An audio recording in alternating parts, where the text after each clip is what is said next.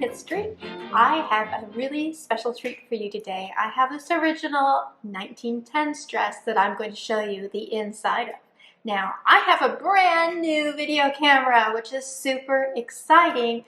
However, I can't get my mic to work with it, so it's laying over here like a big jerk.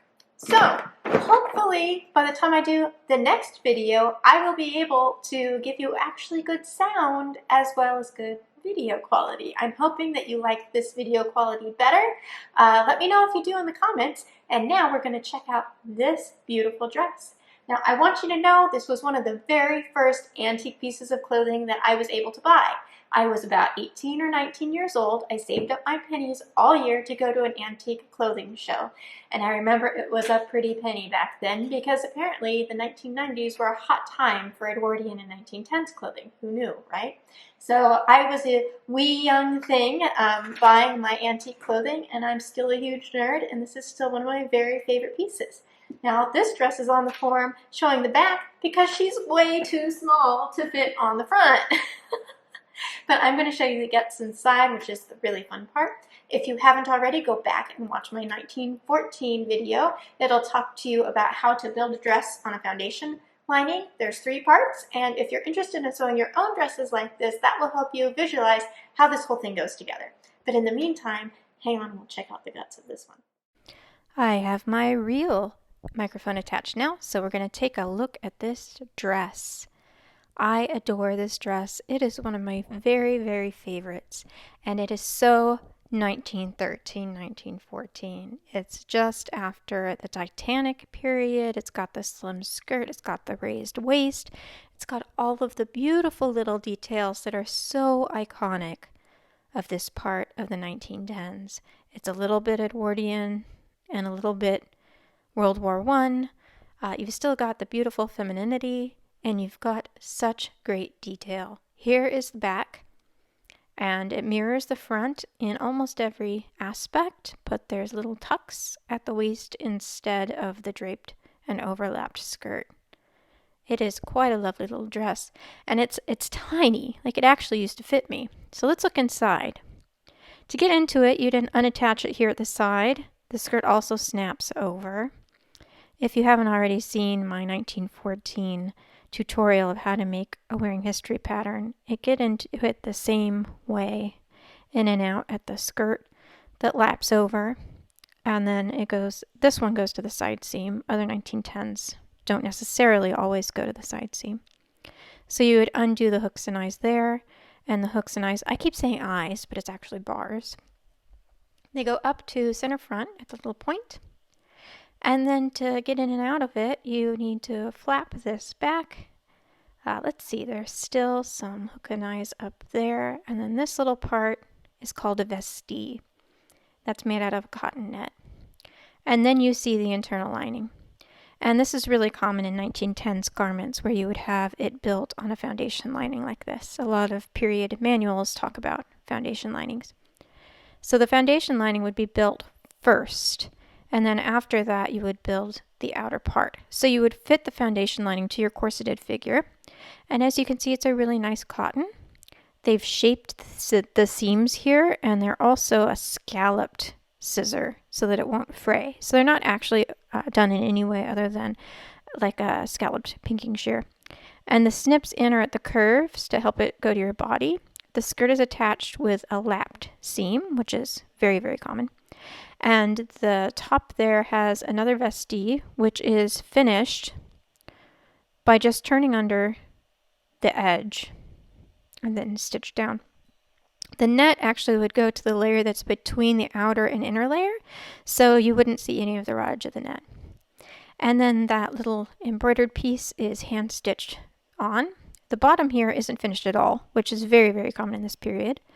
And then the interesting part about the sleeve binding, here's the scallops. You can get a closer view of the scallops.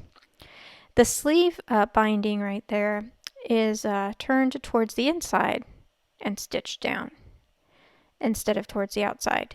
And I'm not quite sure why they did it this way, but it's not actually a binding at all. It's just the extra raw edge of that's turned under and stitched. So it was built on a lightweight cotton. The lining was separate, so you would build the lining first and then mount the outer bodice to it. And see how flexible it is? It's not stiff at all. The neckline here is finished by turning it towards the inside and then whipping it. And you can see that a lot of the finishings are just machine stitched or top stitched or whip stitched into place. This is a beautiful ruffle that's like a silk gauze or possibly silk chiffon. And it was pleated. You could send out things for pleating like this. And the edge is raw. Like some of it is whipped under, but it's very much just put in place and so it stays.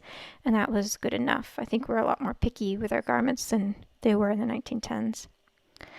So to get back into it, you just put it back together and hook and eye it up the front.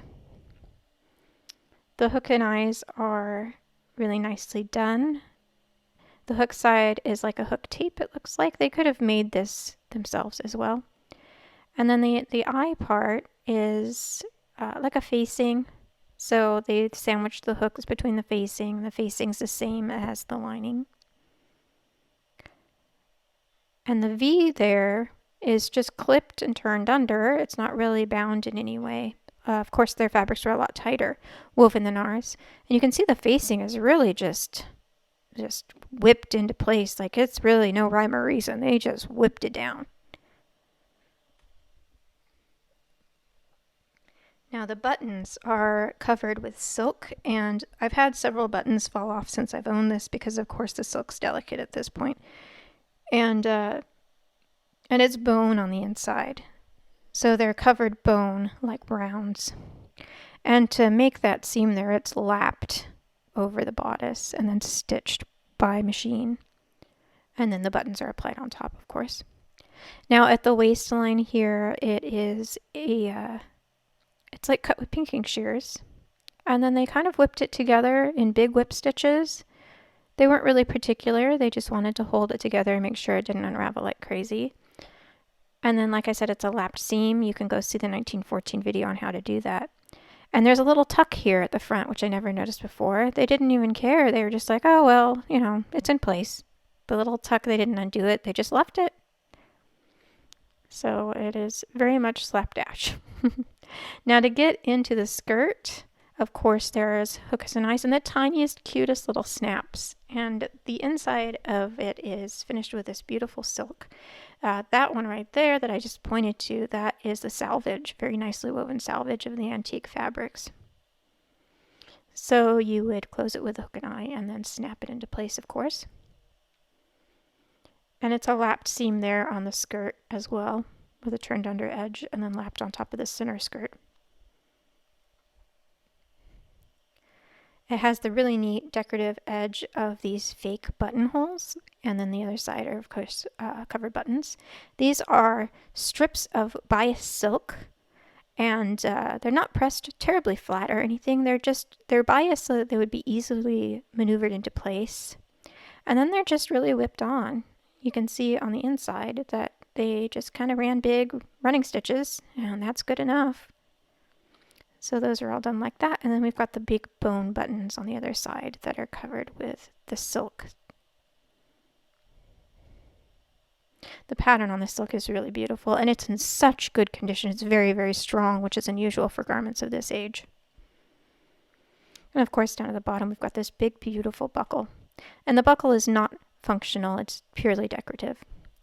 We've got the lovely scallop at the bottom like that. And you see that in the 1914 dress that I was demoing as well.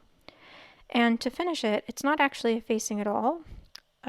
See, we've got the extension of the salvage right there. And of course, the salvages were so much nicer than our salvages today. But it doesn't even have a facing on that side. It's just the fabric. But to do this curve, it had a longer length of the skirt that then was turned up. And they eased it into place with those tucks and then sewed it by machine. Or is it by hand? No, it's by hand. But we kind of overcomplicate some of these hems, and in the original garments, a lot of them were very drapey and not structured like you would see with more Victorian garments. Now on the back, we've got these beautiful little pin tucks. They're actually kind of like tiny, tiny little darts because they do go to a point at the bottom. And then it mirrors the front with the V's and the tucks and the covered buttons. It's very pretty. So if you look really closely, you can see that they are done by machine, not by hand. We've got the turned over and lapped seam and double row of top stitching and then the pretty little tucks. Now on the sleeve, there are these really nice little tucks there as well, and then the buttons mirror the button at the bodice, and it's got the ruffles just like at the neckline. Very beautiful. They're so, it's like fairy wings. They're so soft and so pretty. And then we've got the beautiful little ruffles that go up the side of the sleeve, and it's finished on the inside with just a bias facing that's cotton, so nice and sturdy. And the overcast edge there on the inside. And then the facing of the silk, that's the same silk that's used on the facing in the skirt. The opening is faux up to a certain point, and then it's all in one with the fabric, so it's not a seam at that point. It's a slit in the fabric to create that lap. It really is a lovely little dress of the time period.